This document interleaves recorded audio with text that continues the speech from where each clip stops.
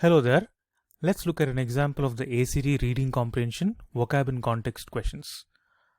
So they have given us line 32 and the question is, I came to realize that if I were able to record part of the dance, that is the spoken part, and then reenacted it, the rest of the body would follow. In line 34, follow would mostly mean what? So they have given us four options. Option A, pursue. Option B, result. Option C, surpass. Or option D, join in. Let's see how this question can be done. Okay, so we have the context, which is step number 1.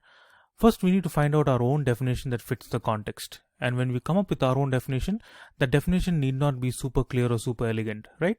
So I can come up with something like this. I realized that if I could record a spoken part of the dance and then enacted it, then the rest of my body would be able to do it too. So I can come up with something like, or the rest of my body would be able to coordinate, the rest of the body would be able to do the same thing, right? Something like that would be the correct answer. And then we cross out the wrong options. So we see which option is close to would be able to do it too. We cross out that options. So pursue, let's look at option A, pursue. Pursue is not the same as coordinating, so let's get rid of that. Result is again not the same as coordinating. Let's get rid of that. Surpass is also not the same as coordinating. Let's get rid of that. Join in. Join in means to do the same thing or to coordinate or to synchronize, right?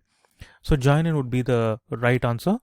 So here we have eliminated option A, B and C, and the correct answer for this question should be option D, join in. We finally check whether the sentence is the same as the one that we have predicted. So let's look at it. I realized that if I could record spoken part and then dance and then enacted it, the rest of my body would join in. The rest of my body would be able to do it too. So both of them are the same. So therefore the sentence is correct. So the option is option D. Thanks for watching.